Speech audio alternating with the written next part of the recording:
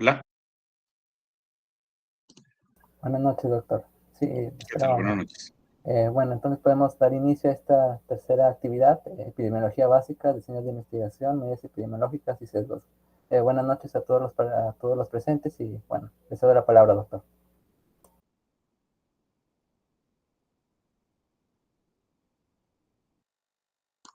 Bien, buenas noches. Lo que vamos a trabajar hoy día es un tema que tiene que ver con la epidemiología básica, ¿no? Y el componente básicamente que nosotros vamos a trabajar son aquellos elementos fundamentales de la epidemiología. Entonces vamos a ver cómo nos incorporamos a ella y vamos a compartir la pantalla respectiva, ¿ya? Muy bien, entonces vamos a compartir.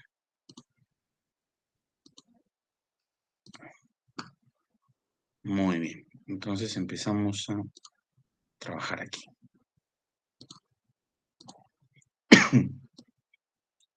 Bien, señores, entonces la epidemiología básica tiene que ver, ¿se me escucha bien? ¿Se ve bien la diapositiva antes que nada?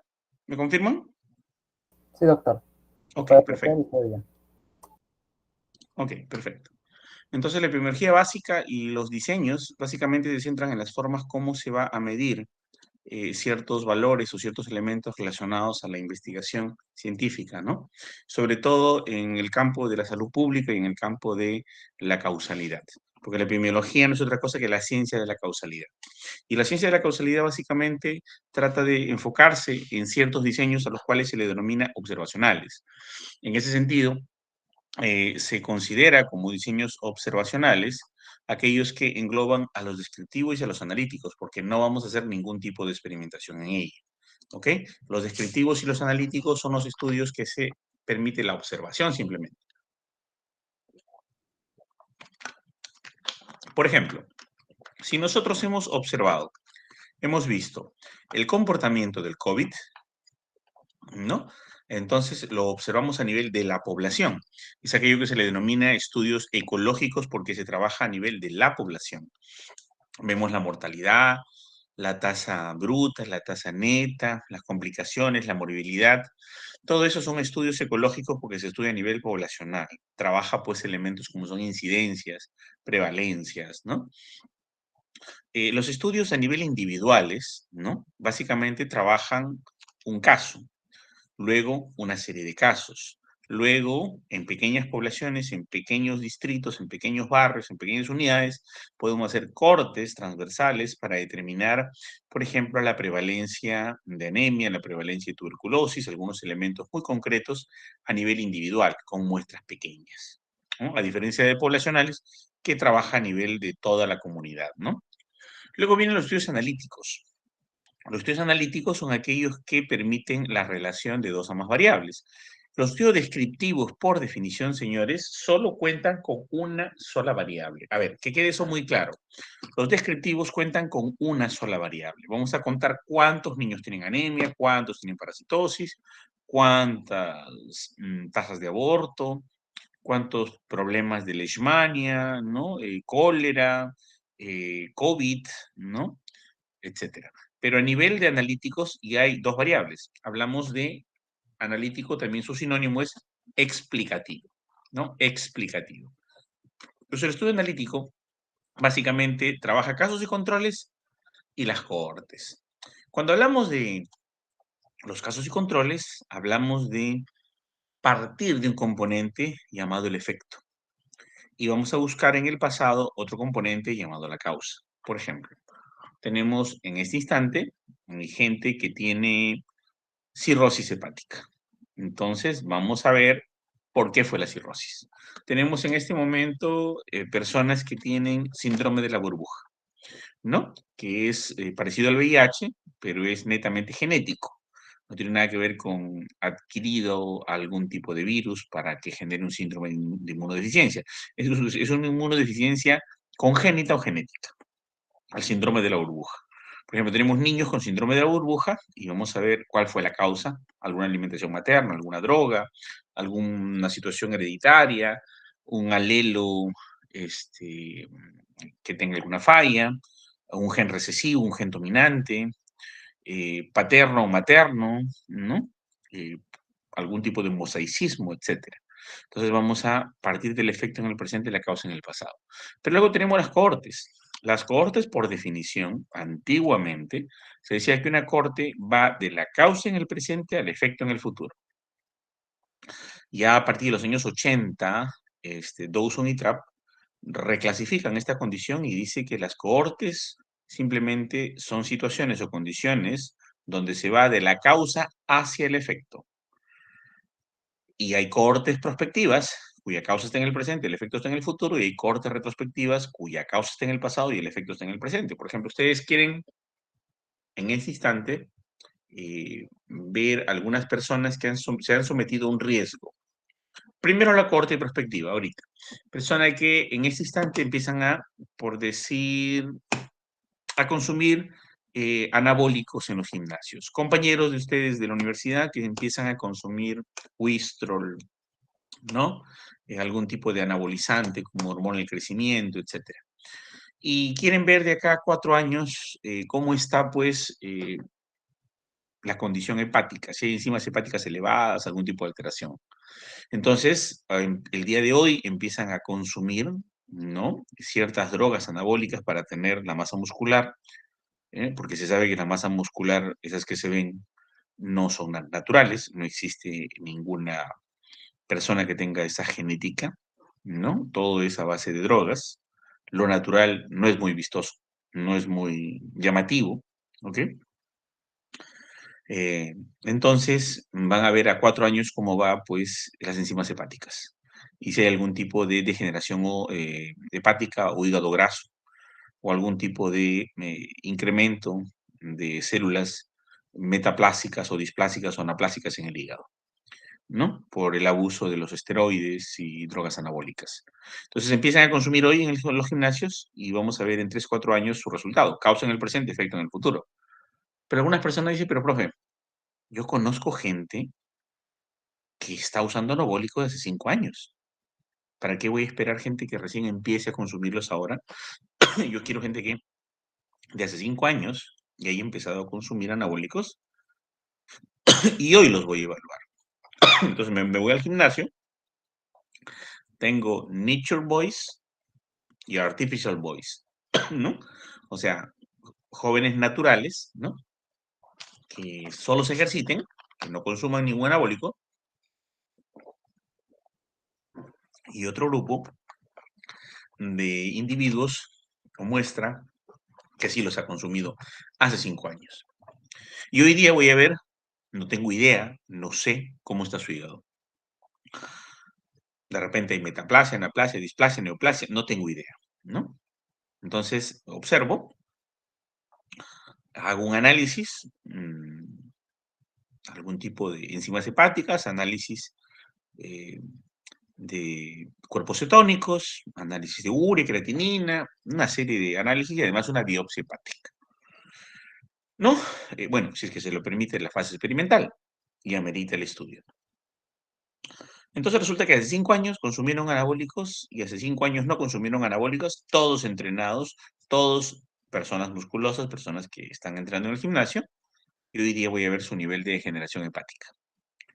Y esperaré encontrar algún daño en los que han consumido anabólicos versus menor daño o ninguno en los que no han consumido anabólicos. Entonces, es una cohorte retrospectiva, porque parte de la causa no causa en el pasado y el efecto lo miro en el presente. O sea, en otras palabras, la cohorte es de la causa hacia el efecto. Va de la causa hacia el efecto. Y el caso control va del efecto a buscar una causa. Ese es el concepto para que se establezca la diferenciación. Bien, una vez hablado esto, ¿no? Vamos a comentar un poco sobre estos estudios descriptivos, ¿no? Entonces, la investigación descriptiva se encarga, pues, de la población de estudios y se centra en el qué, ¿no? En el lugar de la investigación. Y básicamente lo que trata es de medir o evaluar diversos aspectos o diversas investigaciones, ¿no? Diversos fenómenos a investigar, ¿no? Los estudios objetivos descriptivos, por ejemplo, explican el comportamiento de una enfermedad o evento epidemiológico. Por ejemplo, quiero describir, no sé si se acuerdan que Daniel Alcides Carrión se inyectó la verruga peruana, ¿no? Por eso se llama la enfermedad de Carrión. Y la describió, signos y síntomas, ¿no? Entonces, pueden hacer eso, ¿no? Han visto muchos investigadores, han evaluado el COVID, han visto cómo ha evolucionado, cómo empieza a haber una desaturación, cómo empieza a existir una distribución a nivel pulmonar de una necroneumocitos, ¿no? Una muerte de los neumocitos de manera acelerada. Luego empieza a llenarse de pus, ¿no? Los pulmones, etcétera. Hay toda una evolución, ¿no? Y de acuerdo a eso va empezando la insuficiencia respiratoria. Llega un momento en el cual el manejo de los antibióticos, el manejo de los eh, fármacos inmunológicos, lo que va a permitir hacer es rescatar una parte de la función pulmonar y va a facilitar esto con el respirador artificial, el famoso pulmón de acero, ¿no? Entonces van evaluando qué fase va, cómo se complica, ¿no? Eso es básicamente lo que hace un estudio descriptivo. No solamente cuenta cuántos niños tienen anemia, sino pues describe sus fases, su talla, color de piel, ¿no? Color de escleróticas. Describe. No busca solución de nada. Es muy rico, ¿no? Es muy interesante, pero solo describe. También puede escribir la historia natural de la enfermedad, como le decía yo de Daniel Cid Carrión, ¿no? Puede contribuir a la clasificación de enfermedades, ¿no? Empezamos a observar y encontramos que hay un dengue que no produce hemorragia y un dengue que sí produce hemorragia. Entonces, me permite esta clasificación. Me permite conocer también la distribución de la enfermedad. Ah, perfecto. En Piura hay dengue, en Ica hay dengue. En Lima muy poco dengue, ¿no? En Lima hay más neumonía, ¿no? En la zona hay la enfermedad ¿no? de la UTA, ¿no? Y así empezamos a distribuir. El bocio endémico existe en ciertas zonas del Ande, la Sierra Central de Ancash, empezamos a distribuir las enfermedades.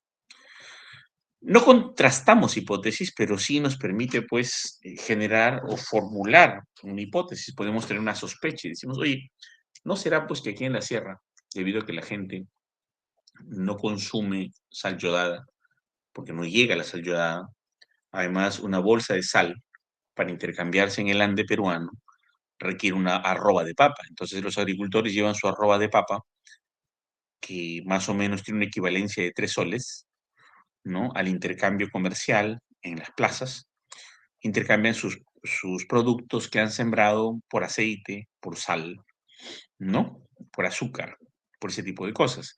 Entonces, se encuentra que es muy difícil de adquirir la sal en estos lugares, y entonces empezamos a decir, oye, ¿no será que porque no hay sal habrá bocio?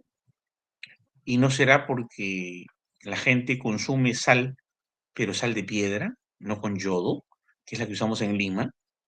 Y empezamos a tejer hipótesis, ¿no? Entonces, el consumo de sal de piedra o sal natural, ¿no? Que no contiene yodo en la población, y al no tener yodo no hay insumo para que la triotironina y la tetrayotironina no funcionen adecuadamente y por lo tanto no se sinteticen bien estas hormonas tiroideas y por ende se produzca un hipotiroidismo subclínico y luego clínico.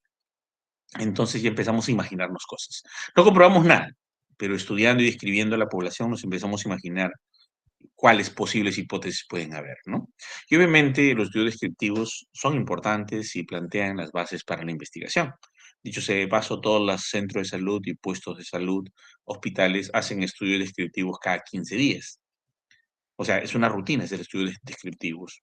Alguien dice, profesor, quiero hacer una tesis con mi estudio descriptivo. Ah, pues pide el informe de la posta de los 15 días últimos, arréglalo y ya está tu tesis. Por eso que tiene valor de trabajo epidemiológico, pero no tiene mucho valor respecto a la producción científica de una investigación. Salvo sea una cosa muy original, ¿no? O muy poco conocida, muy poco frecuente. Luego, ¿no? Vamos a ver este tipo de estudios descriptivos de acuerdo a sus principales metas, ¿no? Habíamos dicho que tenemos los estudios psicológicos, que son a nivel poblacional. ¿Cómo se comporta una población, no?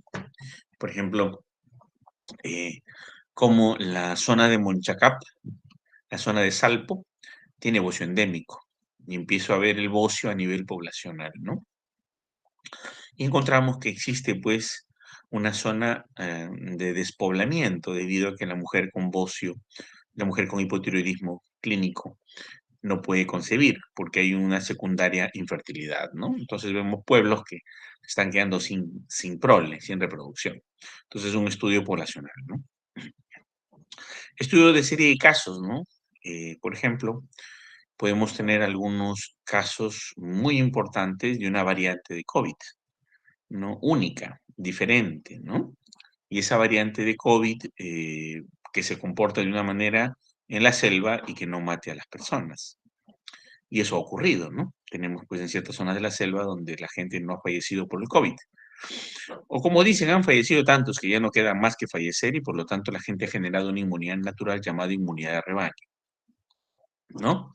Entonces podemos estudiar una serie de casos. También podemos estudiar, por ejemplo, aquellas personas que nunca les afectó el COVID y que tienen una inmunidad permanente. Por ejemplo, los primeros estudios en Nueva York acerca de por qué los adolescentes no se enfermaban de COVID empezó en el año 2020, ¿no? En enero. Porque curiosamente se morían todos alrededor y los adolescentes se quedaban huérfanos. De ahí, pues, haciendo ese estudio de serie de casos, encontraron que estos adolescentes habían contagiado el COVID a sus familias, no habían hecho caso al distanciamiento social, le habían contagiado a la abuela, al hermano, al papá, a la mamá, a todo el mundo y se habían quedado huérfanos, ¿no? No le tomaron en serio las prevenciones. Entonces fue interesante ver cómo eran portadores y prácticamente casi todos en las familias habían fallecido por el contagio de un adolescente, ¿no? En Estados Unidos, en este primer estudio de serie de casos. Y bueno, eso se replicó en el mundo, ¿no? Pues porque el adolescente, por instinto de rebeldía natural, no hace caso a las situaciones de prevención y pues empezaron a hacerse más estudios de caso en otros lugares, o sea, lo que era un potencial riesgo, ¿no? Algunos países tomaron medidas de aislar a los ancianos con cuidadores de cierta edad madura y separarlos de niños y adolescentes porque ellos no tienen una conciencia del COVID y pues y en los lugares donde no hacían esto encontraban que la familia selecta, ¿no? Moría en su totalidad, ¿no? Entonces algunos países como Suiza y Suecia pues separaron y aislaron a los adolescentes, incluso hubo un albergue de adolescentes para estar fuera del contacto de las personas de la tercera edad porque eran un riesgo muy importante, ¿no? Entonces, y hay gente que incluso teniendo cierta edad, ¿no? 70 años, 65 años, tenía una inmunidad natural hacia el COVID. Bueno, sobre eso pues empezaron a tratar vacunas, anticuerpos y se estudian casos especiales, ¿no? También tenemos estudios transversales en los cuales hacemos pues diagnósticos, ¿no? Por ejemplo, queremos hacer un corte ahorita, un estudio transversal de cómo va el programa de suplementación de la anemia ahorita, ¿no? Vamos a ver cuántos niños consumen sulfato ferroso y cuántos están anémicos. Podemos hacer un corte, ¿no? Y tomamos una fotografía en el momento y listo. No hay causalidad, no hay incidencia, no hay que diga causalidad, riesgo, ¿no? Simplemente es un corte. Y luego estudios de morbilidad y mortalidad, ¿no? Tenemos las tasas de muerte materna, ¿no? Total de mujeres fallecidas sobre 100.000 nacidos vivos, la tasa de tuberculosis, total de pacientes de tuberculosis sobre 100.000 habitantes, ¿no? Y así podemos empezar a trabajar diferentes tasas, tasas de mortalidad, ¿no? Número de fallecidos sobre total de la población, ¿no? Y nos hemos dado cuenta, por ejemplo, por el estudio descriptivo de mortalidad, que realmente Perú tuvo más muertes de COVID que cualquier otro lugar del mundo. ¿Pero por qué? Si la cifra del SINADEF dice solamente que hubieron 200.000 muertos. Bien, 200.000 muertos. Pero normalmente se muere una cantidad. Vamos a decir que se muere todos los años 500.000 personas en el Perú. Y nacen 500.000, ¿no? Mueren 500.000, mueren 500.000, nacen 600.000. Una cosa así, ¿no? Poco más, un poco menos. Entonces, resulta de que, bueno, murieron 200.000 por el COVID. Ya no solo murieron las 500.000, sino 200.000 más. Son 700.000 muertes en la época del COVID, ¿no? Pero curiosamente hubieron 400.000 muertes más de muertes que no era por COVID. lo que le llaman el COVID no COVID, ¿no? O sea, te dio COVID, te bajó la inmunidad, el COVID salió de tu cuerpo, luego te dio neumonía, luego te dio sepsis, luego se te complicó la herida operatoria, luego sales de una cirugía simple, ¿no? De un absceso y te mueres por sepsis, y esto es el famoso COVID no COVID, ¿no? O sea, prácticamente se murió la misma cantidad de la muerte total nacional de la población peruana, ¿no? Adicional por una causa no atribuible al COVID. Entonces, realmente hemos tenido, a ver, los 500.000 muertos ya, lo descartamos. Esos son los que siempre se mueren. Pero tenemos 400.000 muertos más 200.000 muertos, son 600.000 muertos. Esa cifra es una de las más altas del mundo en cuanto a tasas. Llegamos a estar en primer a tercer puesto de muertes a nivel mundial. Perú fue lo máximo. Logró de primero al tercer puesto en muertes a nivel mundial de COVID. Quiere decir que todo lo que se hizo no funcionó, ¿no? Fue la primera vez que tuvimos entre los tres mejores del mundo en muertes. Y es algo trágico para el sistema de salud, ¿no? Es algo sumamente mal visto. Y bueno, y esta hipótesis de la mortalidad tejió otras hipótesis, ¿no? ¿Qué había ocurrido? Empezaron a investigar cosas de a médicos que abandonaban los servicios, pedían su jubilación anticipada, renunciaban simplemente, dejaban a medias los contratos, si no les pagaban daba igual, su vida era la que estaba en peligro. Entonces los servicios de salud se abandonaron, ¿no? Entonces se empezaron a tejer otras hipótesis, ¿no? Que ser los número uno del mundo en muertes se debe a la poca vocación de servicio del personal médico, porque ante la pandemia nadie iba a arriesgar su vida y se iban a su casa a sobrevivir. Y la gente que se muera, pues no voy a arriesgar a morirme yo, ¿no? Entonces así decían los médicos y se iban, se jubilaban, pedían anticipación de su jubilación. Ahí viene otro gran problema. Vinieron muchísimos extranjeros diciendo que eran médicos. Los contrataron como médicos. De los cuales después se demostró que 800.000 eran solo técnicos de enfermería. Que habían dicho que eran médicos. Y mientras traían sus papeles, entonces imagínate, la capacidad instalada de un técnico de enfermería extranjero no tiene nada que ver con la capacidad instalada de un médico. Pero la gente joven que decía que sabía mucho, que decía que era médico y venía a atender al personal aquí, y nadie ha asumido una responsabilidad legal de eso, ¿no? ¿Por qué contrataron tanto extranjero de un país muy cercano que no era médico y tan solamente creían en la palabra? Bueno, decían que no había otra forma, ¿no? Los servicios estaban abandonados y si no había alguien que los atienda, pues entonces se morían. Pero acá hay un problema. Es como decir que vayas a que te arregle tu auto el inflayantas. O sea, que te haga una bajada de motor el llantero. O sea, no tiene nada que ver. Ese es otro potencial causal de una de esas muertes, ¿no? Entonces empezamos a analizar por qué tanta muerte. Otra posible causa, otra posible hipótesis que nos surge, ¿no? Otra posible causa muy importante también aquí es que empezaron E-Salud compró un fármaco que era muy popular, la ivermectina, cuando solo tenía 4 investigaciones que referían que la ivermectina era eficaz para el tratamiento del COVID. Y esas investigaciones eran de veterinarios. Y luego de sacarse más de 2.000 investigaciones adicionales, demostraron que lamentablemente la ivermectina no tenía eficacia, pero se había comprado, si no me equivoco, alrededor de 40 millones de dólares de ivermectina en el Seguro Social del Perú, y se le empezaba a administrar ivermectina a la gente, creando una falsa sensación de seguridad, ¿no? O sea, otra posible hipótesis de la mortalidad. Y bueno, la más importante, pues, ¿no? Porque al haber tanta muerte y ser los número uno del mundo, los peruanos somos muy descuidados con la salud y creemos en YouTube, en TikTok.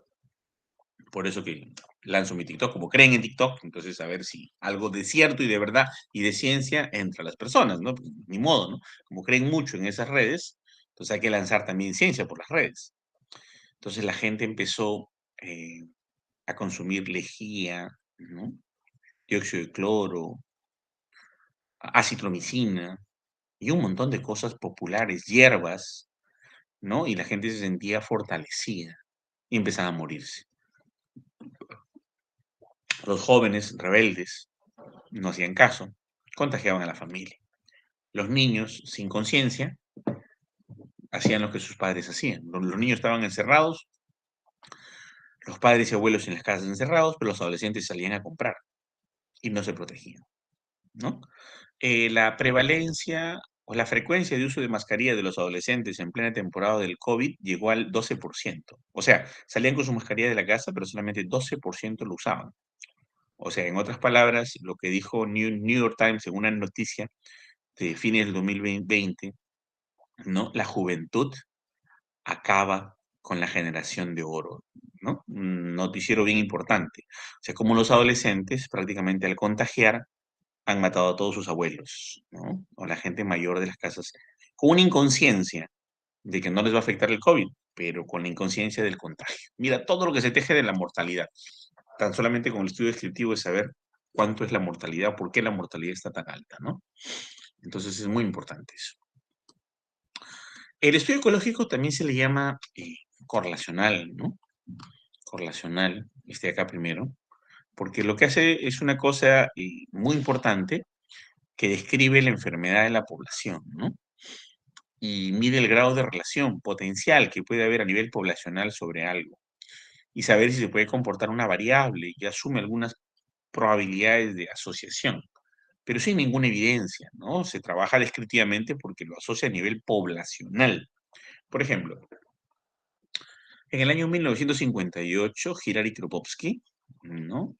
Junto con Johannes Salk y Albert Sabin, o Albert Saban, como quieran decirlo, estaban en la carrera para enfrentar el asunto de la vacuna antipolio.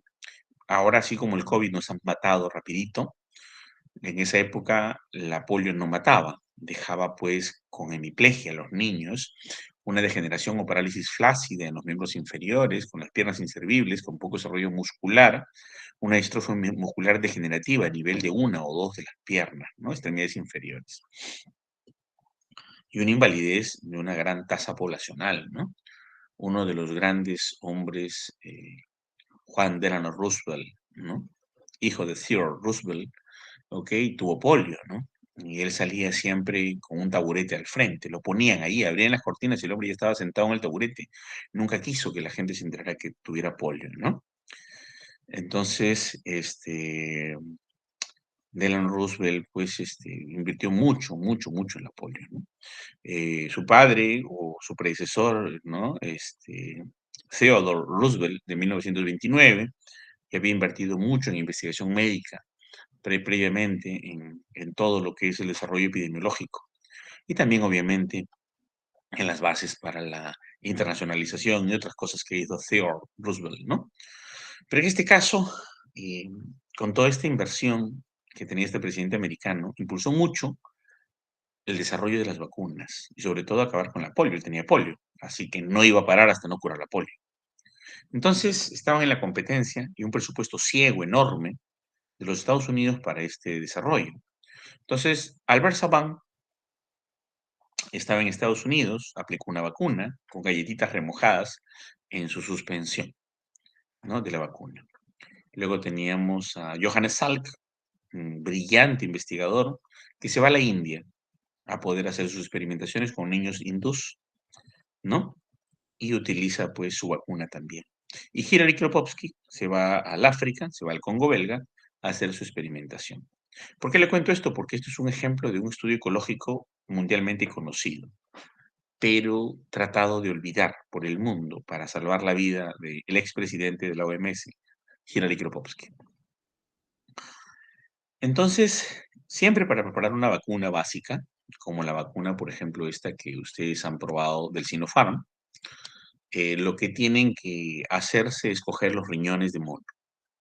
Se coge una tijerita, facilísimo es hacer, ¿no? Y empiezas dentro de tu ensayo grande, cortas, cortas, cortas, cortas, cortas, cortas, cortas, cortas, cortas, cortas, cortas, cortas, las células de los riñones hasta tener una suspensión lo más reducida posible.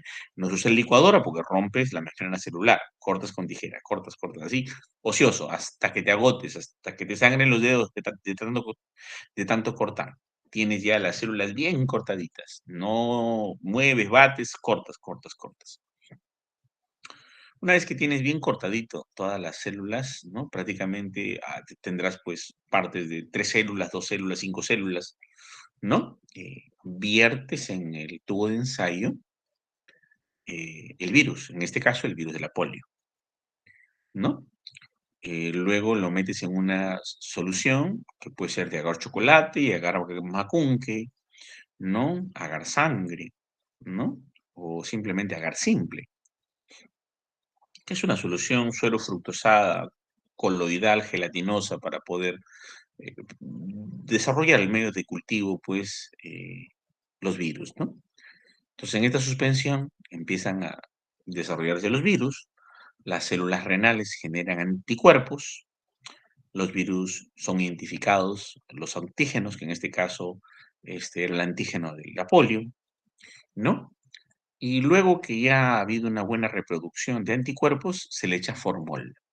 Ya está.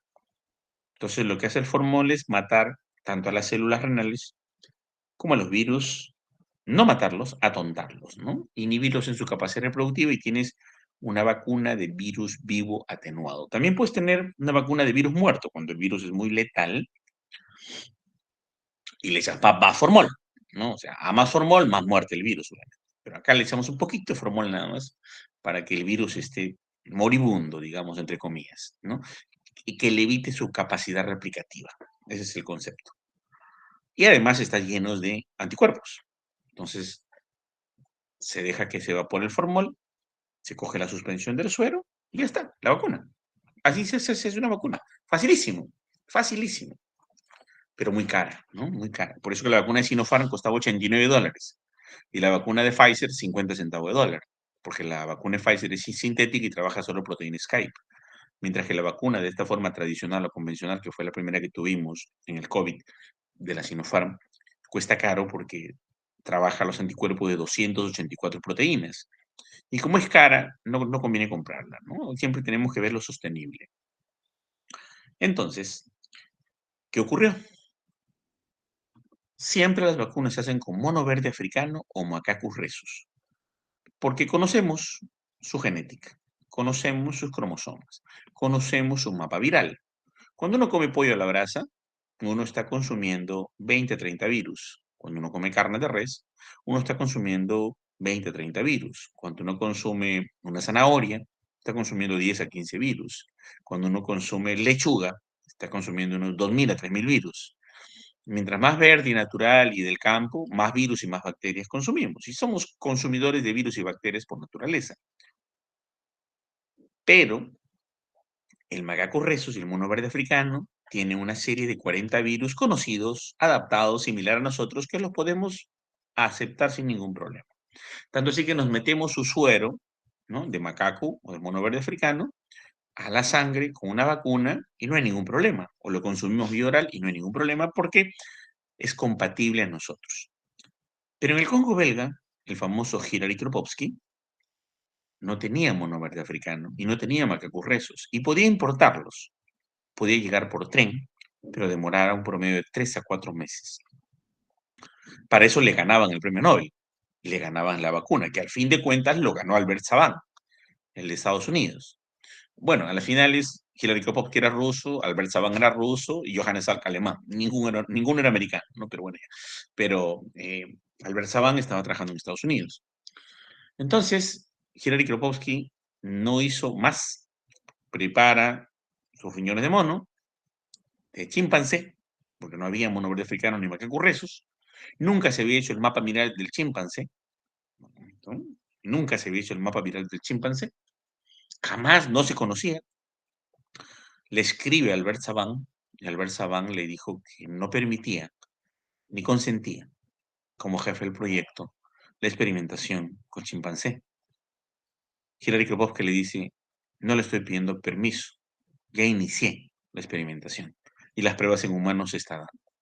Entonces Albert Sabin, el premio Nobel, que después lo gana, rompe su amistad con Hillary Kropotkin, le dice que no quiere saber más de él, ex amigo. Y bueno, Hillary Kropotkin pensaba que iba a ganar el Nobel, y fue bacanaza, fue excelente su vacuna, fue maravillosa.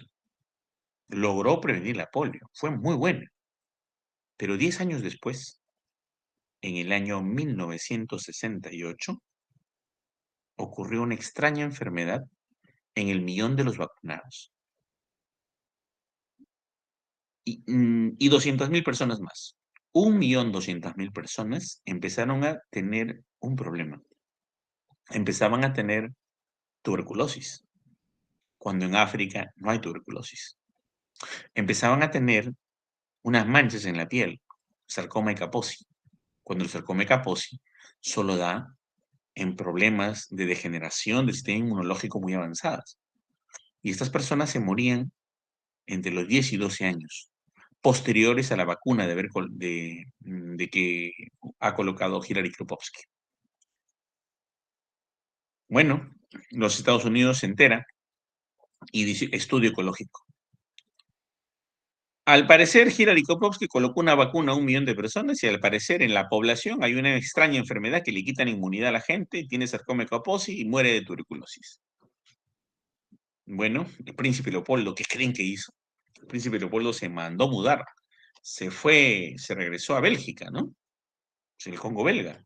Dejó en desierto. Ustedes van al Congo ahora y van a encontrar una Nueva York, así, no sé si han visto la película Soy Leyenda, tal cual, ¿no? Edificios a todo dar, tecnología, laboratorios, universidades, con árboles que han crecido al medio, con leones, con animales, con maleza, con el bosque que sale por en medio de los edificios, ¿no? Tal cual la película Soy Leyenda, como Machu Picchu, ¿no? Una cosa así, una ruina. Entonces, ¿qué pasó? ¿Por qué se mandó mudar al príncipe Leopoldo? ¿Por qué desapareció todo el mundo de ahí? ¿Qué ocurrió? En 1970, el gobierno americano lleva 40.000 soldados a hacer una cuarentena efectiva en el Congo belga. Entonces, el mensaje era muy simple, ¿no? Cerquen el Congo belga y esta extraña enfermedad, ¿no? Que ya la estudiaron y encontraban que era un derivado del chimpancé, porque tuvieron que estudiar al chimpancé, y encontraron que había un virus que se llama el CYP40, virus de la inmunodeficiencia simia, que había sido dado por vía oral, repito, oral, al millón de personas, con una vacuna con gotitas en la boca. Y el millón de personas había fallecido, más 200.000 más. Entonces, ¿qué ocurrió? Pasaron los años, 1980, regresan los soldados norteamericanos reportando a su presidente del momento, Ronald Reagan, y le dicen, señor Reagan, ya murieron toditos los del Congo belga que tenían que morir. Ya fallecieron todos ya. No hay ni uno que haya quedado. La extraña enfermedad no se va a contagiar al mundo. El ejército ha controlado muy bien todo.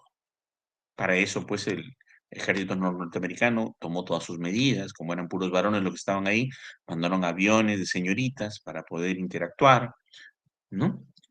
Pero no imaginaron que había dentro de los militares cierta población LGTBIQ+, ¿no? Que había tenido algún tipo de contacto, ¿no?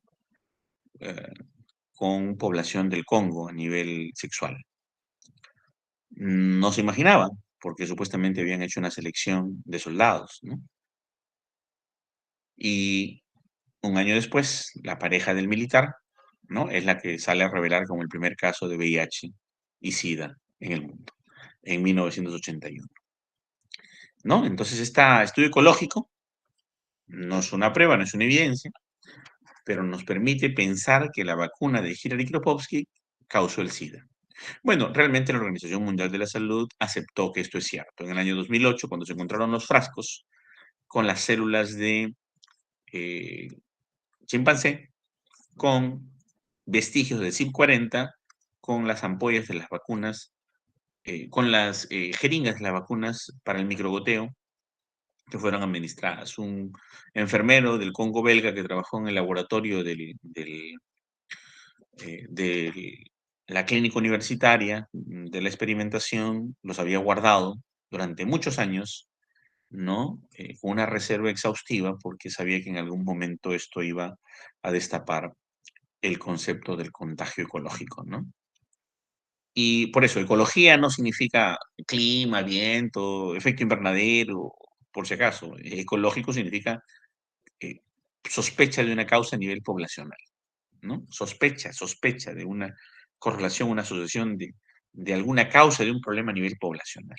Y asocias poblacionalmente dos variables. No son pruebas, no son evidencias, pero hay una sustancial aproximación, una hipótesis que se puede comprobar con estudios mejores en lo posterior. ¿No? Y ese fue el verdadero origen del SIDA, ¿no? Ustedes van a encontrar el libro Data River, ¿no? Que lo pueden conseguir en Amazon, donde van a estudiar y van a revisar la verdadera historia del VIH, ¿no? Claro, esto no convino que sea algo muy grande, porque Hilary Kropotkin fue una autoridad de la Organización Mundial de la Salud y fue el director de campaña y posteriormente el director de la OMS, y el mensaje principal para el mundo entero era decir que el VIH no se contagia por el beso. Y yo digo, ¿por qué tanto empeño de decir que el VIH no se contagia por el beso? Por una cosa muy simple, ¿no? Su vacuna fue oral. Y si se metía en la cabeza de todos los médicos del mundo que la vacuna no se contagia por el beso, nadie le iba a prestar atención que una vacuna, que diga que el VIH no se contagia por el beso, nadie le iba a prestar atención que una vacuna dada por vía oral puede haber gestado el VIH. Tiene que haber sido otra causa. Una relación íntima entre dos personas, entre hombres y animales, entre monos y animales, ¿no? Entre toda la historia de la humanidad, recién en el año 75 a una persona se le ocurre tener intimidad con un mono y por lo tanto ahí nace el SIDA. No, pues un cuento chino, ¿no? Está el libro de Edward Hooper, The River, que lo pueden encontrar en Amazon, ¿no? Te cuenta la verdadera historia del SIDA, ¿no? Y es lo que ocurrió realmente con el apoyo obviamente del premio Nobel John Hamilton, quien corroboró y confirmó la historia de Edward Hooper, ¿no? Sobre el origen del VIH. Pero mira, un estudio ecológico. Y esta asociación ecológica no la hizo un médico, la hizo un periodista, Edward Hooper, ¿no? Que luego corroboró el premio Nobel de Biología John Hamilton, que curiosamente muere de malaria en el Congo belga, donde no existe malaria, en plena investigación, ¿no? Entonces, muchas cosas detrás, pero ya son bases importantes el trabajo de los estudios correlacionales para poder entender el fenómeno de la causalidad. Y los pasos para la investigación ecológica hay que seleccionar el problema, ¿no? En este caso fue, cuál fue el origen del VIH, elegir una muestra, determinar instrumentos adecuados, ¿no? Determinar el diseño y procedimiento, recopilar análisis de datos, interpretar resultados, reportar resultados. Y la tesis de Edward Hooper, en colaboración con John Hamilton, demuestran que el VIH tuvo origen a través de la vacuna de Hilary Kropotkin dada por vía oral en el Congo belga para erradicar la polio, debido a que se utilizaron riñones de chimpancé, ¿no? Entonces aquí vamos a elegir diferentes grupos, efectos del grupo, vamos a tener como unidad de análisis los grupos definidos geográficamente, en este caso pues el Congo belga, ¿no? Se analiza la frecuencia del problema, incidencia, prevalencia o mortalidad, curiosamente, 1 millón de vacunados, 1.200.000 fallecidos. Geográficamente con una variación de 300 metros de la residencia inicial a la residencia de la muerte, ¿no? O sea, prácticamente tú dibujas un cuadrado y un cuadrado pegado 1 milímetro a la derecha, exactamente en la misma posición, es la ubicación de los muertos. O sea, el cuadrado de vacunados y el cuadrado de los muertos varían en milímetros en el mapa, ¿no? O en 300 metros en promedio en unidades reales, ¿no? Entonces, esto es lo que es un estudio ecológico. Se necesitan uno más variables dependientes, ¿no? Y uno más variables independientes para tener la conceptualización clara de un estudio ecológico. ¿Cuáles son las ventajas y desventajas, no? Permiten investigar, pues, las diferencias ¿no? entre grupos, permite investigar efectos y propiedades específicas de los grupos, se puede obtener datos a nivel grupal, nunca individual. No contrastamos hipótesis, ojo, generamos hipótesis porque son estudios de sospecha masiva. Y pues en el COVID y en otro tipo de problemas, los estudios psicológicos nos han servido bastante, bastante para tener claridad, ¿no? Pueden realizarse en corto tiempo y a bajo costo, utilizando datos de rutina. Por eso que eh, la Royal Society, ¿no? De Oxford University, ¿no? Eh, lo declaró Edward Hooper como una persona no grata para la medicina y un gran difamador. En el año 1998, si no me equivoco, en noviembre, cuando Edward Hooper tenía que hacer su presentación sobre esto ante la Royal Society de Médicos de Oxford University, la mejor del mundo de ese entonces, Facultad de Medicina, tenía que hacer la presentación con John Hamilton, ¿no? John Hamilton fallece el día anterior y Edward Hooper tiene que presentarlo solo. John Hamilton fue el premio Nobel de Biología, como les vuelvo a repetir. Y obviamente cuando hace la sustentación de Edward Hooper, pues los médicos lo destrozaron, ¿no? ¿Qué sistema mayor de histocompatibilidad, señor Edward Hooper? Pues en la calle, ¿no? ¿Qué es polimorfos nucleares y cómo pueden activarse los natural killers a través de la liberación de citoquinas? ¿Qué iba a responder Edward Hooper ahí? ¿No? Obviamente lo destrozaron, ¿no? Pero el tiempo dio la razón y la OMS, pasan muchos años, hasta el año 2008, donde la OMS recién acepta esto que les estoy comentando, ¿no? Y es una verdad hoy en día. El SIDA se gestó con la vacuna de la polio en el Congo belga, el VIH, ¿no? ¿Cuáles son las desventajas, no? Puede resultar difícil controlar las variables confusoras o los sesgos, ¿no? Por eso que hablando de evidencia, de experimentación, con esta correlación, pues era imposible poder demostrar que el VIH haya sido causado por la vacuna antipolio en el Congo belga. Pero Edward Hooper dice, pero ¿qué hay que demostrar? ¿No? Del millón de personas, el millón de personas murieron en las zonas donde se vacunó. Y murieron 200.000 más que tuvo una distancia de 300 metros de proximidad. Esta gente no es gente nómade, es gente estacionaria. Vive en sus zonas y muere en sus zonas.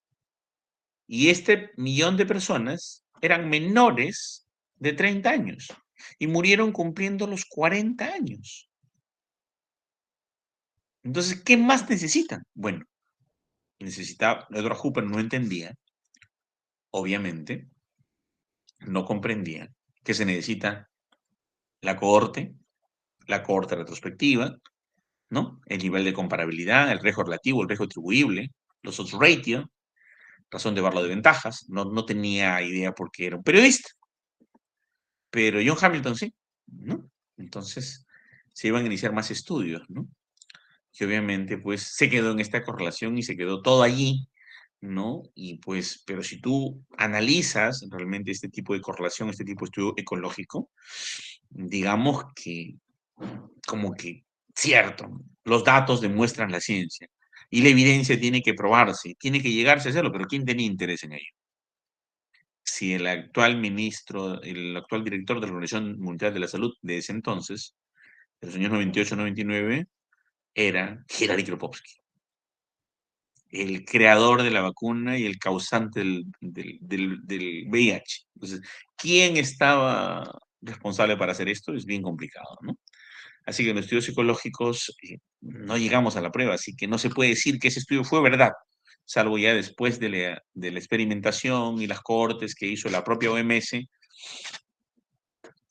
y que no quita el busto, la estatua de Hillary Kropotkin, ahí sigue, ¿no? Como una gran eminencia de la ciencia médica, sigue ahí, todo el mundo se hace el desentendido, ¿no?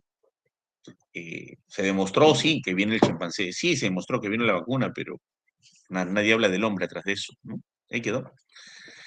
Y bueno, pero necesita esa confirmación. ¿Qué la hizo la OMS, no?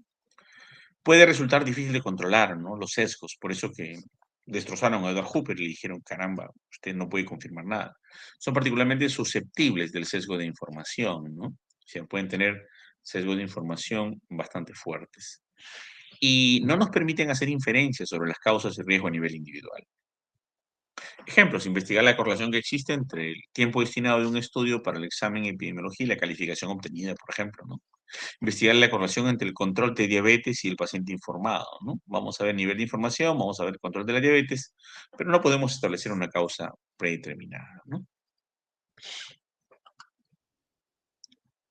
Los estudios de serie de casos, por otro lado, ¿no? Son conjuntos de observaciones que se realizan a lo largo de un tiempo, ¿no? En grupo de pacientes.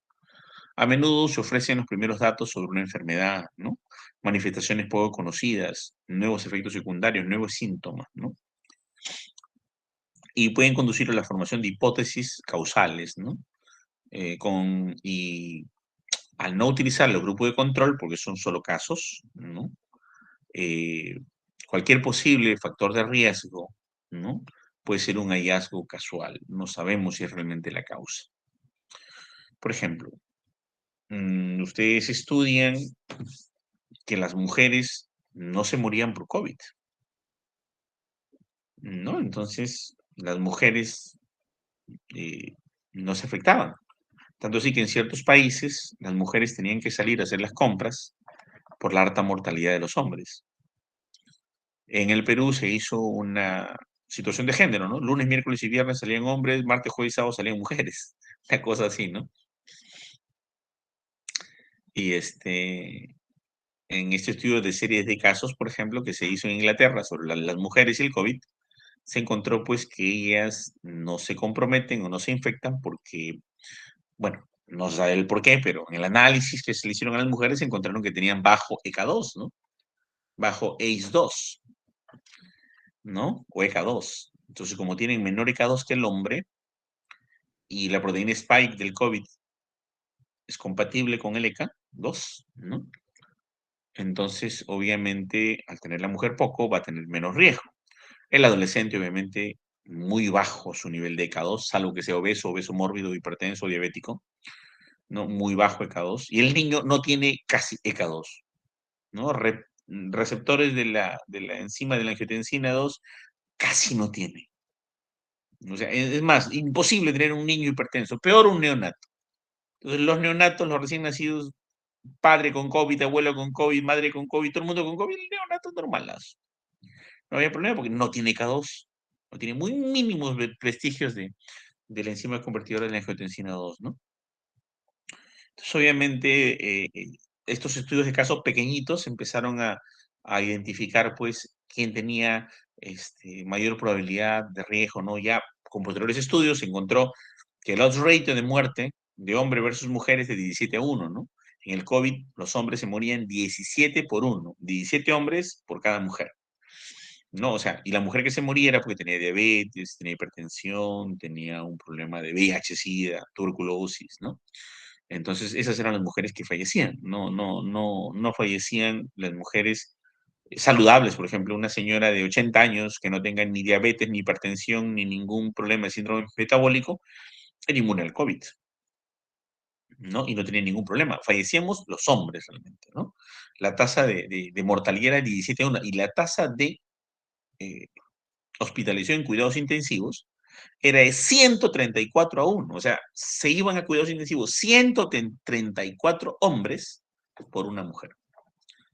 Entonces yo digo, si eso lo hubieran sabido en plena pandemia, los varones mayores estuvieran encerraditos en sus casas, aislados, ¿no?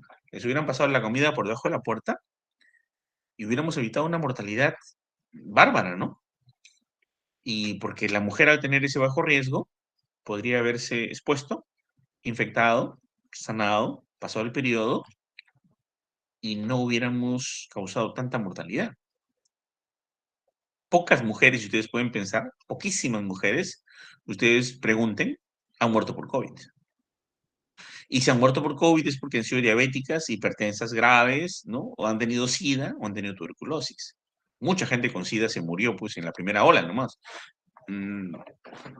Un amigo mío de la Cayetano Heredia nos reportó que falleció casi el 70% de los pacientes con VIH, ¿no? Se murieron casi todos los portadores de SIDA, ¿no? 70% de los pacientes con VIH murieron en la primera ola.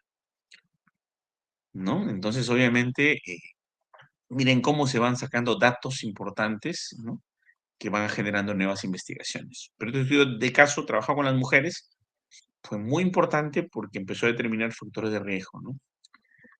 Las medidas de género, donde las mujeres salían por su bajo riesgo a la calle, con el distanciamiento social y todo en otros países funcionó, en el Perú no funcionó. Es más, creo que ni se enteraron y no usaron las medidas, ¿no? De repente hubieran considerado que eran medidas antidemocráticas también, ¿no? Pero hablamos de muerte, ¿no? Y cuando hablamos de muerte y cuando hablamos de emergencia nacional, ya la democracia deja de tener sentido, ¿no? Entonces, básicamente lo que hace en los estudios de casos o serie de casos, se escribe una historia natural de la enfermedad, evolución clínica de uno o varios pacientes con características especiales, ¿no? El diagnóstico tiene que ser similar, ¿no? En un tiempo corto, con características poco comunes de enfermedades raras o distribución poco usual. En estas primeras olas del COVID, pues todo era nuevo, ¿no? Nadie sabía nada. Lo único que teníamos de antecedente era la gripe española de 1917, que acabó con el 3% de la población mundial. Realmente cada 100 años viene una pandemia que, bueno, en la en el periodo pandémico de la gripe española se murió 3% de la población mundial, pero los 15 años de secuela que deja una pandemia, realmente los reportes epidemiológicos de de London University, Oxford University y Stanford University de la época, reportan que 40% de la población mundial había fallecido por secuelas posteriores a la pandemia de la gripe española. 3% en el momento de la crisis y 40% de la población mundial posteriormente a ello, porque no se generaron vacunas eficientes, ¿no?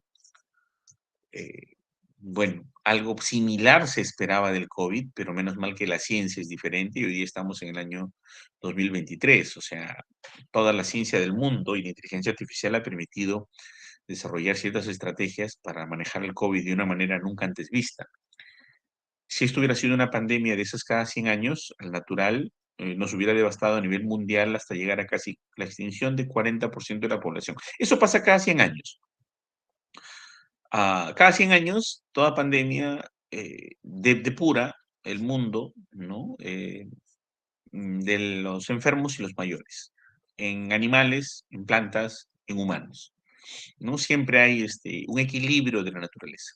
Como nosotros hemos roto ese equilibrio por tratar el cáncer, inventar nueva medicina, prolongar más allá de la vida que realmente esperamos, porque la vida natural del hombre es 75 años, como máximo en el hombre, y en la mujer 68. Esa es la expectativa de vida al nacer natural.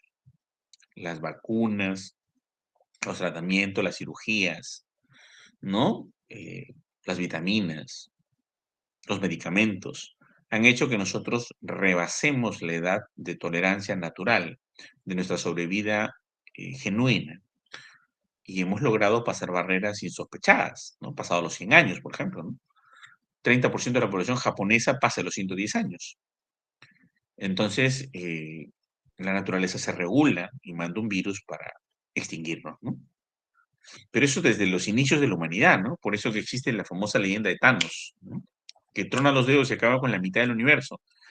No es Thanos. Thanos viene Thanatos del ángel de la muerte, ¿no? Y por lo tanto, no, no es eso. Es que cada 100 años la humanidad se extingue a la mitad casi, ¿no?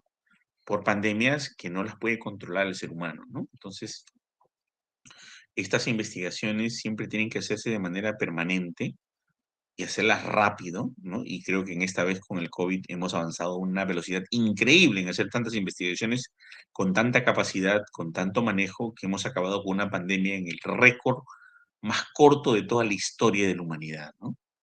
El cólera acabó con el cólera acabó con el 40% del mundo, ¿no? La peste bubónica acabó con 60% del mundo, ¿no? Y así, cada 100 años hay una epidemia, son nada más o nada menos, cuando pasa de la mitad del mundo que fallece, ya la epidemia se recuerda en la historia. Si muere 30, 40% del mundo, no hay problema, ni se recuerda, ¿no? Entonces, las últimas sí las recordamos porque tuvieron un gran impacto, ¿no? Esas de la Edad Media, como la peste bubónica, las recordamos por siempre porque los estudios Descartes y otros refieren que prácticamente se extinguió casi 70% de la humanidad por la peste bubónica. Casi 70% de la humanidad, ¿no? Y entonces esto obviamente es algo que siempre va a pasar y no van a acabar las pandemias, pero son aproximadamente cada 100 años, ¿no? Por cada generación. No es algo que pase cada 10, cada 5 años, ¿no? Hay pequeños brotes.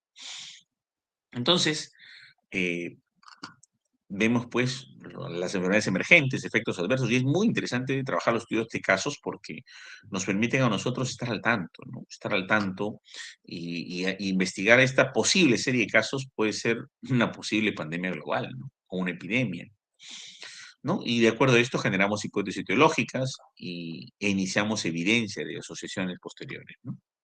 Entonces, la ventaja del estudio de serie de casos lo que nos hace es formular hipótesis referidas a posibles factores de riesgo, reconocer nuevas enfermedades y cuadro clínico distintos, porque todo es nuevo. Identifica el inicio de un brote, una epidemia. Siempre esta serie de casos nos ponen alerta, ¿no? ¿No? Por ejemplo, el Guillain-Barré, ¿no? En el 2019 hubo un brote, en el 2022 hubo otro brote, ¿no? Mm, una hipótesis bien interesante, ¿no? ¿Por qué el Guillain-Barré solo le afectaba a los hombres?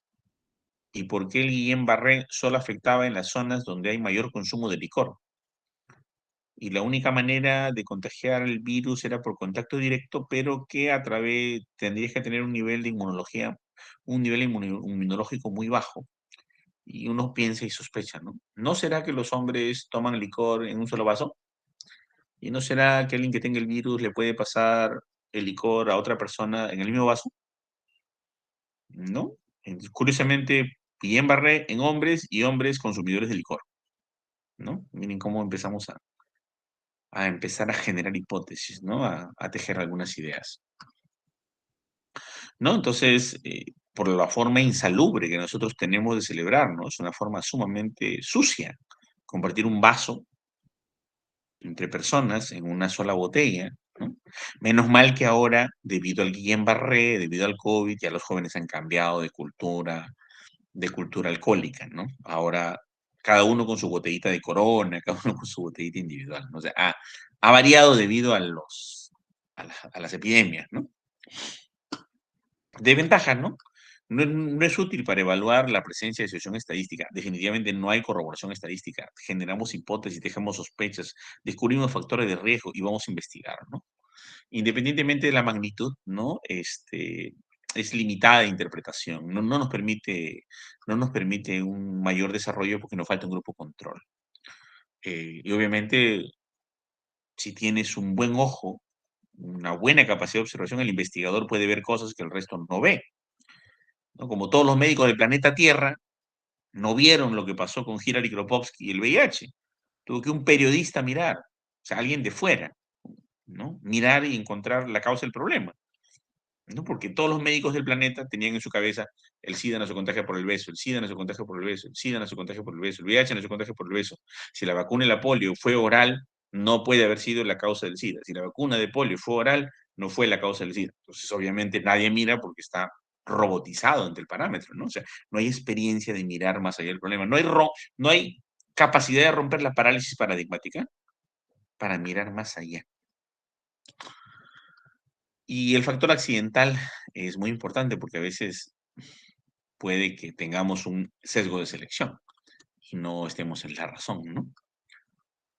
¿No? Por ejemplo, el trastorno delirante, estudio serie de casos de manejo laparoscópico de una masa inicial gigante, una serie de casos de un centro penitenciario de la costa de Ecuador de leptospirosis, ¿no? Y bien, y acá vienen los estudios transversales, ¿no? Cuando hablamos, señores, de estudios transversales, ya evolucionamos un poco más en los tipos de estudios epidemiológicos. Y acá se describen las condiciones, ¿no? Del individuo respecto a la presencia o ausencia de un factor de exposición. Se miden en simultáneo, ¿no? Son los estudios de prevalencia. Que la frecuencia y distribución de diferentes factores de riesgo. Aquí se ve la relación de una enfermedad con una serie de variables en la población en un momento puntual, un corte, ¿no? Un corte poblacional. Una foto de ese momento y ver qué variables podrían estar asociadas. Los pobladores se pueden agrupar con diferentes atributos, pero es un periodo único, breve y bien delimitado. Es un corte, una foto del momento. Tiene sus limitaciones, pero es importante. ¿no? Porque por lo menos podemos asociar dos variables, ¿no? Entonces, ¿qué hace? ¿Cuáles son las ventajas, no? Bueno, parte del material que está aquí la preparé yo cuando dicté el programa de especialización de epidemiología de campo, el PREC, eh, que fue un programa de la Universidad Johns Hopkins de Estados Unidos, puesta junto en convenio con San Marcos para formar epidemiólogos en el Perú, ¿no? En el año 99 yo participé en esto. En el año 2001 sistematicé algunas revistas, artículos de los alumnos y luego generamos una publicación, ¿no? Y de esas publicaciones generamos bastante material, ¿no? Y los videos de Guadalupe García La Torre, que es una de las mejores epidemiólogas del mundo, que es la ministra de Salud actual de México, que la trajimos para que nos capacitara en esa época, ¿no? Nos sirvió para hacer este tipo de clasificación, ¿no? En el 2001 recién sabíamos estas cosas nosotros en el Perú, o sea que no se han perdido de mucho, chicos. Tienen 22 años recién de avanzar estas cosas, ¿no? O sea, es muy fresco, muy corto. Por eso que hemos manejado tan mal la pandemia, porque hay muy pocos epidemiólogos, ¿no? ¿Cuáles son las ventajas, ¿no? De este estudio transversal? Conocer y estimar la prevalencia de una enfermedad o la prevalencia de un factor de riesgo. Valorar el estado de salud de una comunidad y determinar las necesidades preventivas o curativas, o de rehabilitación también. Nos permite describir la distribución de la enfermedad y el factor de riesgo en la población. Nos permite evaluar el programa de salud y aquí formulamos una hipótesis teológica. No la comprobamos todavía. Pero, profe, ¿por qué no la comprobamos? Porque necesitamos un grupo control para comprobar. O sea, ninguna investigación científica puede demostrar hipótesis si no tienes grupo control. Yo no sé cómo hace la gente que dice factores relacionados a la mortalidad por diabetes. ¿Y en quién has estudiado? En pacientes fallecidos por diabetes. ¿Y tu grupo control? ¿Qué grupo control? Sí, yo tengo los pacientes fallecidos con diabetes. O factores asociados a la caries dental. Y muy bien, ¿y cuáles son tus pacientes? Acá tengo 40 con caries dental. ¿Y tu grupo control? ¿Qué grupo control? No, pues eso no es, ¿no? O sea, no estás determinando ningún tipo de causalidad. No tienes el grupo control. Igual, por más que este estudio transversal, el estudio de relación de variables, formula hipótesis teológica, no la comprueba, ¿no? Entonces, no permite, como desventaja, conocer la secuencia temporal de acontecimientos. No establece o determina una exposición que estuvo antes de la enfermedad. No se aplican enfermedades de corta duración, obviamente, no tiene mucha utilidad para ello, ¿no? Y tenemos sesgos de supervivencia y sesgos de selección, por lo tanto, no es el mejor de los diseños, ¿no? Bueno, por ejemplo, causas del abandono de la lactancia materna exclusiva, evaluación de razones de prevalencia para un sedentarismo y factores de riesgo en un grupo de estudiantes universitarios, Chía, Colombia, estudio transversal clínico epidemiológico de la enfermedad de Chagas en un área rural del noreste argentino. Como verán, son ejemplos de investigaciones publicadas. Luego viene, señores, los estudios descriptivos de morbilidad y mortalidad, ¿no? Aquí, pues, lo que hacemos, describir la distribución y la frecuencia de un problema de salud, ¿no? Basados en registros rutinarios, ¿no? Como, por ejemplo, actas de nacimiento, actas de mortalidad, ¿no? Lo que llaman certificado de función, ¿no? ¿Ok? Estadísticas vitales, el GIS, ¿no? Etcétera. Aquí lo que interesa es conocer la frecuencia y distribución de un evento de salud, según las variables epidemiológicas, ¿no? ¿Qué prevalencia tiene el dengue? ¿Qué prevalencia tiene el chikungunya? ¿Qué prevalencia tiene el Zika? ¿Qué prevalencia tiene el Labuta? ¿No? ¿Cuál es la distribución de la chirimacha? ¿No? ¿Cuál es la distribución del triatoma? ¿No? ¿Cómo es la reproducción y dispersión del anófeles? ¿No? Y la fiebre amarilla, o la malaria, ¿no? Eh, y así, diferentes, ¿no? Entonces, nos permite conocer la tendencia del evento de salud, nos permite diseñar y evaluar programas y asignar recursos, porque debido a los estudios de mortalidad y morbilidad asignamos recursos. Hay niños con anemia, entonces el año pasado, el anteaño pasado y 5 años atrás, la importancia era la anemia. Incluso un presidente peruano salía en la tele a promocionar la sangrecita, ¿no? Como estrategia para recuperar la anemia. Los Estados Unidos, los niños americanos y todos los niños del mundo no conocen la sangrecita. La sangrecita se bota a la basura y se bota a la basura desde la muerte del animal. Es más, no conocen ni las patas del pollo, ni no conocen las puntas de las alas del pollo. Solo cortan el pollo de la brasa hasta el brazuelo y sin patas en las piernas, menos el cuello. Entonces, ese tipo de gente de todos los países del mundo no come lo que nosotros en el Perú comemos. Y por ende la sangre menos, ¿no? Entonces, imagínense una estrategia mundial, tratar de aprobarla por la Organización Mundial de la Salud, haciendo que la gente coma sangrecita, es un poquito preocupante. Cuando eso lo solucionas con proteína, con sulfato ferroso, ¿no? Y ácido fólico. Los esquemas de recuperación de anemia son globalmente conocidos, ¿no? O sea, tienes que tomar proteínas que son multimicronutriente asociado a ácido fólico más asociado a sulfato ferroso. Y se acabó el problema, te recuperas de la anemia en 2 meses. Pero sangrecita. ¿Dónde está la evidencia que la sangrecita recupera de la anemia a las personas? Ah, es que, profe, es que sangre. Pe. Como si te transfundieran, como si te transfundieran sangre. A ver, imagínate que te transfundan sangre. Ah, no haces eritrocitosis, no haces policitemia y no haces apoptosis. Un poco ilógico, ¿no? La relación del uso de sangrecita en la dieta para mejorar la anemia. Pero bueno, esas políticas se toman porque los niños, a ver, Perú tiene, ahí sí estamos no tan bien, no, o sea, ahí no estamos en el primer puesto, pero estamos en el 7.º puesto a nivel mundial en anemia. O sea, de todos los países del mundo, está mejor que nosotros Sierra Leona, Biafra, Uganda, Sri Lanka, ¿no? Los peores países del mundo, estos que les menciono, está mejor que nosotros, ¿no? Perú está oscilando entre el sexto y 7.º lugar del mundo en anemia. Preocupante, ¿no? Porque estamos primeros en crecimiento económico, primeros en desarrollo económico, primeros en toda una serie de cosas, pero ¿por qué tenemos anémicos? 4.º puesto a nivel mundial en tuberculosis, primer puesto a nivel mundial en multidrogoresistencia, primer puesto a nivel mundial de cirrosis hepáticas no farmacológica, no alcohólica. ¡Wow! O sea, los que no consumen alcohol y los que no toman fármacos hacen cirrosis en el Perú. Sí, pues se meten hierbas. El campuri, cole caballo, chancapiedra, pate perro, agua amarga, hierbas. Entonces, oye, pero las plantas son fármacos. ¿De dónde sacan los fármacos? De las plantas. No, ahí escuchaba a un médico bien importante que decía que todo hay que comer natural, natural, natural, natural, natural, que lo químico hace daño. Pues yo le digo a ese médico, no sé si era médico, ¿no? Pero sale ahí muy famoso. Bueno, si no quiere nada químico, que no tome agua, ¿no? H2O, que no respire aire, O2. Es químico. El oxígeno es químico, O2. Y el agua es H2O, es químico. O sea, si no quiere algo químico, entonces no es compatible con la vida, ¿no? Pero sí, de toda planta sacan las drogas, los fármacos, ¿no? Y cuán concentrado estará tu emoliente con esos brebajes. ¿Tan tóxico que te produzca cirrosis? No sé, ¿no? Pero somos el número 1 a nivel mundial en cirrosis hepática no farmacológica, no alcohólica. No, no es genética, ¿no? Definitivamente. Es porque la gente se causa daño a sí misma. Imagínate en el COVID, ¿no? Si de manera natural la gente se mete un montón de cosas, de hierbas, está bien bonita la herbolárica, pero investiguen, pues, ¿no? Aíslen el principio activo, hagan la liofilización, aplíquenlo en ratitas, luego en perros, luego en chimpancés, luego en humanos. Chambeen, pues, hagan su experimentación, hagan su investigación bien.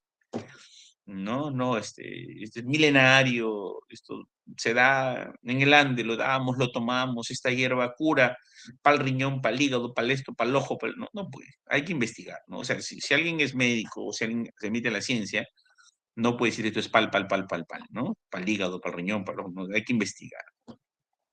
Ya nos ha matado mucho el tomar muchas cosas y automedicarnos durante el COVID y nos mata bastante con las tasas enormes de cirrosis hepática el hecho de que la gente abuse de las hierbas, porque los peruanos son muy culturales, muy creyentes, muy amantes de lo natural. Pues, el cianuro también es natural. Hierves yuca, en la espuma sale cianuro. Con 10 kilos de yuca, liofilizas la espuma, lo pones en una hoja jabón, ¿no? Dejas que se seque, goteas en un frasco, tienes 4 gotas, 5 gotas. Cianuro, natural. Cianuro es veneno, ¿no? Entonces, hay que tener en cuenta que todo demostrarlo científicamente. Entonces, estos estudios de mortalidad y morbilidad nos permiten, señores, tomar decisiones políticas importantes, ¿no? Son ventajas muy rápidas porque esto se hace con estadísticas, ¿no? Con las historias clínicas, los reportes del GIS, ¿no? Los reportes epidemiológicos que quincenalmente hacen todas las postas, todos los puestos de salud, centros de salud, hospitales, ¿no? Son fáciles y rápidos, económicos, de diseño muy simple. Cuentas cuántos sobre un total. Es como una tasa. Pero tenemos desventajas, son subjetivos, depende de la calidad y cantidad de los registros. Hay falacias epidemiológicas también, ¿no? Y a veces están sujetos a errores o sesgos de selección, ¿no? Para estudios epidemiológicos descriptivos hay que identificar el problema, formular objetivos, revisar bibliográfica, ¿no? Formulación del marco teórico, formular hipótesis, ¿no? Elegir las variables, categorías, escala de medición, definición del universo, muestra técnica y muestreo, elaboración del instrumento de medición y plan de análisis y prueba piloto, ¿no? Luego recolectas datos, procesas esos datos, sacas conclusiones y recomendaciones y elaboras el informe. Cada 15 días se hace esto a nivel de los centros de salud, que son los informes epidemiológicos. Bien, señores, hemos hablado de las principales medidas, ¿no? De las principales medidas. Solamente voy a complementar algunos detalles, ¿no? Nada más. Los conceptos básicos que tenemos que tener para esto es el riesgo, la probabilidad y la multicausalidad. Cuando hablamos de riesgo, ¿no?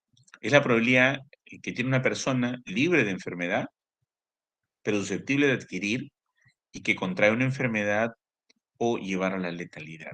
Entonces, por ejemplo, tú fumas cigarrillo, tienes un riesgo de 17-1 de tener cáncer de pulmón. Entonces, 17 personas fuman cigarrillo, tienen cáncer de pulmón, y una que no fuma cigarrillo tiene cáncer de pulmón.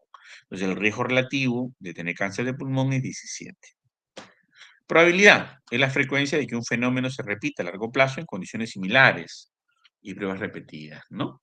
Entonces, por ejemplo, la gente no se ponía mascarilla, se reunía en público, ¿no? Se enferma de COVID, ¿no? No se ponía mascarilla, se reunía en público, se enferma de COVID, ¿no? Por ejemplo, los varones que celebraban mucho, iban de jueves de reunión de amigos y tomaban licor, se enfermaron de, ¿no? O sea, no es que todos, pero todos los que tuvieron Guillain-Barré tenían su jueves de deportes religiosos tomando entre amigos licor en un solo vaso. O sea, no digo que todos los que tomen licor les diga Guillain-Barré, pero todos los que tuvieron Guillain-Barré tuvieron ese evento, ¿no? Entonces, hay una probabilidad, ¿no? Entonces, se calcula ya con muestras más grandes esta probabilidad.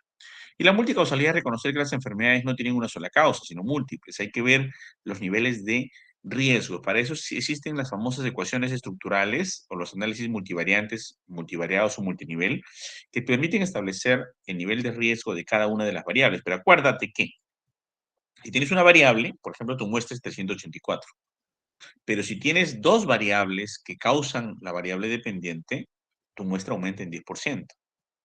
Si tienes 20 variables como variable independiente y a la variable dependiente, estaríamos hablando de que tu muestra ya estaría por los 3.000, 4.000. ¿Por qué le decimos que ustedes investiguen una sola variable independiente con una sola variable dependiente? Porque va a ser poco viable que ustedes puedan hacer una investigación de más magnitud, ¿no? La causalidad es el estudio de relación etiológica entre una exposición. Existe causalidad probabilística, determinística, necesaria pero no suficiente y suficiente pero no necesaria. Todas las causalidades se hacen con diseño de casos y controles o diseños de cohortes. Y si la causalidad es determinística, es cuando el nivel de significancia es menor de 0,001. Si la causalidad es probabilística, no, miento, necesaria pero no suficiente, suficiente pero no necesaria, es cuando el nivel de significancia sale menor de 0,01. Y cuando hablo de causalidad probabilística, hablo que el nivel de significancia salga el P menor de 0,05. Pero si yo tengo dos variables bien definidas, mi grupo caso, mi grupo control, mi grupo cohorte, mi grupo control, mi grupo expuesto, mi grupo no expuesto, o mi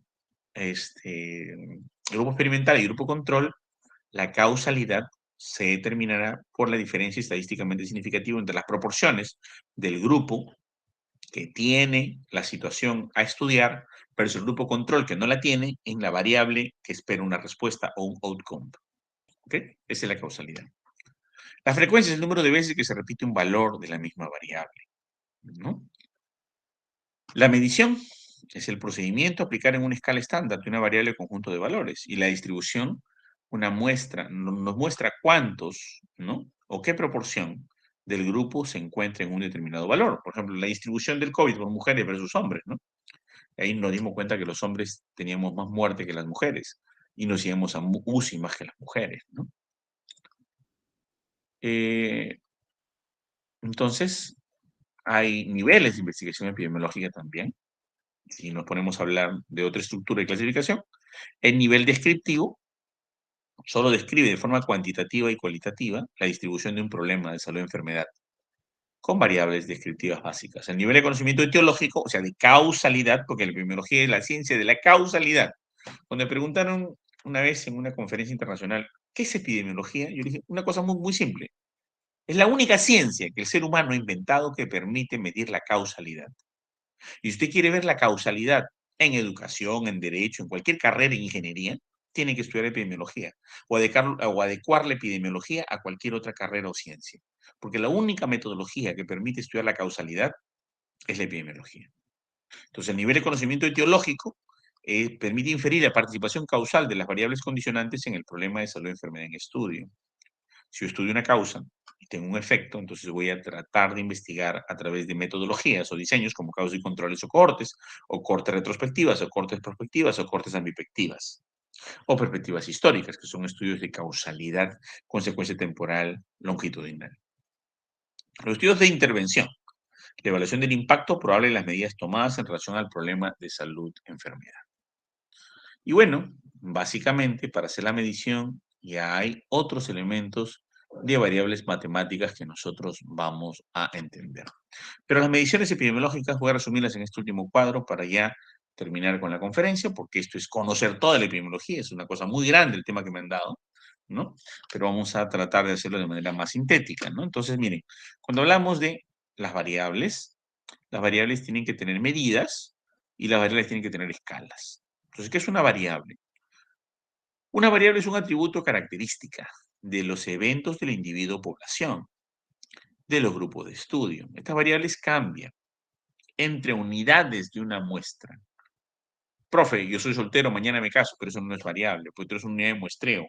La unidad de muestreo no tiene variación. La unidad de muestreo es estática y es un corte temporal que yo voy a analizar. Pero la variable varía entre diferentes unidades de una muestra. Entre 320 personas varía soltero, casado, soltero, casado, soltero, casado en este corte temporal, ¿no? Por eso que son cambiantes. Pero no en una persona, en una unidad, en un grupo, en una muestra. Entre unidad de muestreo y unidad de muestreo, la variable tiene que variar. Profe, si todos son solteros, ya no es variable, es una constante. Varía de una situación a otra, de un tiempo a otro, ¿no? Se pueden tomar diversos valores. ¿Qué medidas? ¿Cómo vamos a medirla? Consiste en asignar un número o calificación a alguna propiedad específica del evento, del individuo, de la población, ¿no? Del grupo de estudio. Y para eso hay que utilizar ciertas reglas. No se mide al individuo, sino la variable, alguna característica del individuo que la abstraemos. La fiebre, que diga la temperatura, el peso, la talla, la edad, el estado civil, la religión. Pero vamos a generar para eso escalas, ¿no? Y para eso vamos a elegir una serie de criterios que permiten ordenar y definir diferentes categorías en función de algunas características o cualidades. Nos permite comparar el atributo medido de otros individuos. Bien, señores, eso es básicamente lo que les quería tener el día de hoy. Y bueno, gracias por su participación, gracias por su este, paciencia de haberme escuchado y enhorabuena. Quisiera saber si hay alguna pregunta para poder responderla. Gracias. Muchas gracias, doctor. Chicos, si tienen alguna duda, por favor escribirla por el chat del Meet.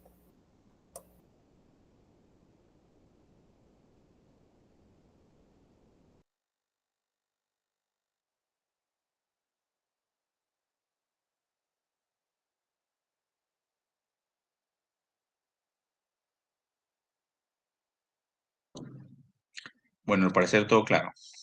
Gracias a ustedes. Muchas gracias nuevamente, doctor. Estoy seguro que ha sido beneficiosa esta ponencia para todos. Y bueno, el certificado ya se le estará haciendo llegar a su correo. Y bueno, ha sido un honor tenerlo como ponente en esta ocasión. Muchas gracias. Gracias, hasta luego, un gusto.